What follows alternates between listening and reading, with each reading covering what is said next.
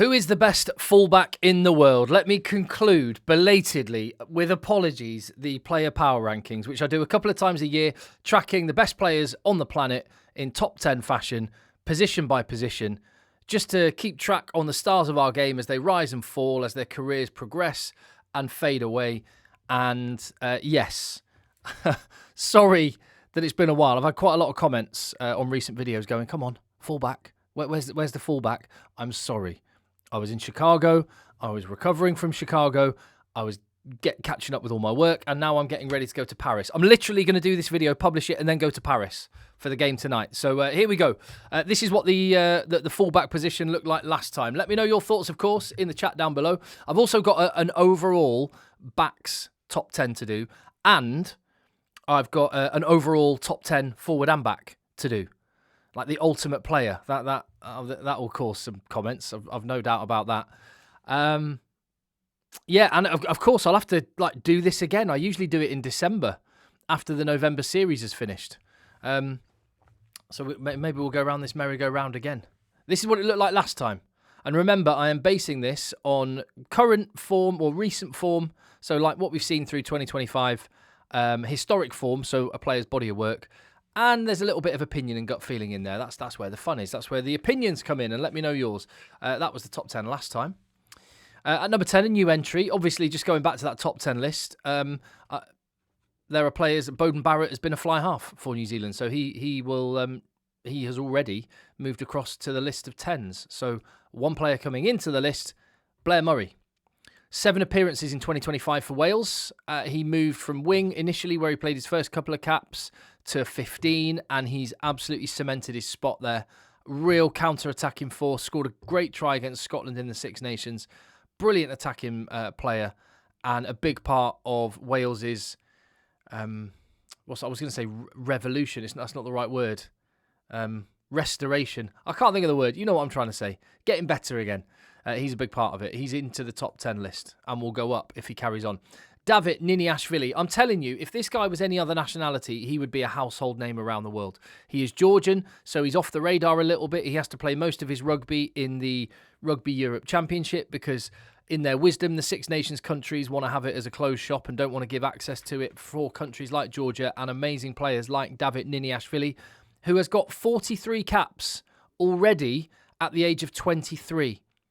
And actually, when you look at the rugby he played through 2025, he actually played a couple of games at fly half for Georgia, which I didn't know he had that in his locker because he has got unbelievable wheels. He's more of a fullback that you would imagine also playing on the wing rather than a fullback that would also play 10. And there's a couple of each. Blair Murray is a fullback that you could slot in on the wing, not so much a 10, but Niniashvili has slotted in at 10. He scored a hat-trick, actually, in one of his games. He played against Ireland and South Africa and did pretty well. He's now at La Rochelle and is part of an attacking overhaul there. I don't take club form into account, only international rugby. 4 tries in 7, though, for La Rochelle. He's a brilliant attacking player. David Niniashvili is at number 9. Apalele Fassi, the weekend special, is at number 8. And he played 3 rounds in the Rugby Championship. Injury stopped him from playing anymore, although also part of this, and this does kind of dent South African spots on the player power rankings a little bit because Rassie Erasmus is so good at rotating his squad and giving game time to different players because they have such brilliant depth. That does affect the opportunity for players to showcase what they're about. Apalele Fassi, I could argue he would be the starting player in other countries who have players higher up this list, but it looks like he's second in the pecking order for South Africa behind Damian Fillemser, but maybe long-term it will be a case of Fassi at 15 and Fillemser at 12. We'll see if that happens by the Rugby World Cup in Australia.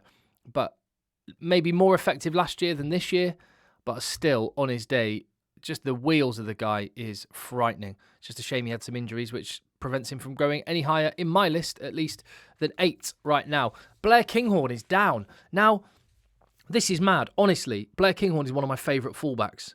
He's so fast over the ground. He's so good in the air. He's so quick and elusive and just a really intelligent rugby player. And I think that just speaks to how good this list of fullbacks is. Honestly, this list of 15s might be the best top 10 of any position in all of the player power rankings. I'll be interested to know what you think about that. But Blair Kinghorn, I thought he was on his way towards the number 1 spot, but actually he's down, partly because other players have played really well. And I think Blair Kinghorn, I was expecting him to win the starting Lions 15 jersey, but Hugo Keenan got that. And Blair Kinghorn was limited to 1 appearance from the bench and 1 on the left wing. He did start all of Scotland's Six Nations games, 2 tries against Wales. It's been a decent year for him. He's at number 7. Behind Damien Filemza, Gaza is back. I think he would have been high. He definitely would have been higher on this list, I think, and he will be higher if he stays fit. He's only just recently played his first rugby since the Rugby World Cup in 2023, and that's why he finds himself at number 6. 3 starts in the Rugby Championship at 15. He had 1 start at 12 as well, and that performance in Wellington, where he was starting the game at 12, he did move to 15 after a while. He was unbelievable. Did I give him a 10 out of 10? Yeah, I gave him a 10 out of 10 on my player ratings, which I think before that I'd never done. And then I did it like twice in a couple of weeks, because I did it for Damien Willemser in Wellington, and then Sasha Feinberg and Ngomazulu in Durban. Incredible rugby player. So important for South Africa, and just fits their style and their system. He'd get into any team in the world. Possibly not every team in the world at 15, but he'd get in some position. Some teams he'd be there at 10, some teams he'd be there at 12. That is why he's so important. He will be moving up this list if he stays fit, like I say. He's at number 6 right now. Tom Wright, what a year that guy had. So cruel that he got injured right near the start of the Rugby Championship. The way he played in that British and Irish Lions series was incredible. He did not deserve to be on the losing side in that series. Scored a try in the second test. And was brilliant, and that really painful defeat for Australia. And then at Ellis Park, he was mesmeric, and a massive part of why Australia had a historic win against South Africa. He scored a try in that game, and then unfortunately for him, 3 minutes into the second test against South Africa in Cape Town, was it Cape Town? Wherever it was, I can't remember. Yeah, it was Cape Town. He got injured, and that was the end of his year. But he did enough by that point for me to get into the top 5. Tell me if you disagree. Juan Cruz Malia at number 4. 5 starts in the Rugby Championship. What a rugby player. Counter-attacker. Intelligent rugby player. Second playmaker. Wheels. Distribution. This guy has got the whole box of tricks. He's also the second Stade Toulousain fullback that's on this list, or in the top 10. And he's not the last. Spoiler alert. He's such a good player. Number 3, off the top spot, Hugo Keenan. That is not because Hugo Keenan had a bad year. He did not. He was excellent for the British and Irish Lions, scored the winning try in the second test. He had a decent Six Nations for Ireland, 4 games he played in it. Maybe not quite at his best, but that's partly because he didn't play that much rugby in 2025 due to niggly injuries that kept him out for periods, but just makes so few errors. That is the thing. He's the kind of fullback you would love to play with, because he's might not be the best. Well, no, he's not the best counter-attacking fullback on this list. He's not the quickest fullback on this list, but he is the most consistent and the most dependable on this list. And those are qualities that are so important and actually quite often underrated in fullbacks. He's been number 1 on my list the whole time I've been doing the player power rankings. This is the first time he's off it. And like I say, that is not a criticism of Hugo Keenan. It is just a measure of how good this top 10 list is, because Will Jordan jumps above him. Rugby is moving in that direction where there is more attacking play. There is more transition tries. There's more scores that start from a loose kick, which begins inside your own half. And I think it's noticeable that Hugo Keenan drops down when Ireland's attacking play is maybe, they were leading the way. The way Ireland attacked, their intricate shapes, their taking the ball to the line and the little lifts and the shapes and the deception, that was how rugby was being played a couple of years ago. Ireland, I don't think, have moved on with where the trend in rugby is right now.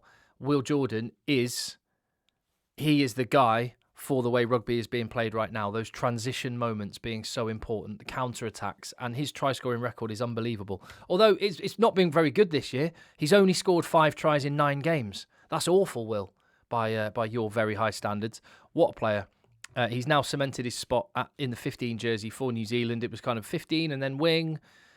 And I think he was on the wing last time or the last couple of times. But there he is, number 2 on my list on the player power rankings, leaving the number 1 spot to Thomas Ramos. He is so important for France. Maybe the best goal kicker in world rugby. Maybe all-round boxer tricks and all-round skills. He's up there. He's up there.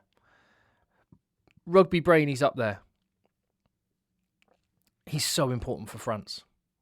I think he would start for most teams in world rugby, but it's the way France build their game around Thomas Ramos. He does have a weakness. He does have an Achilles heel. He's not great in the air. He's not great aerially.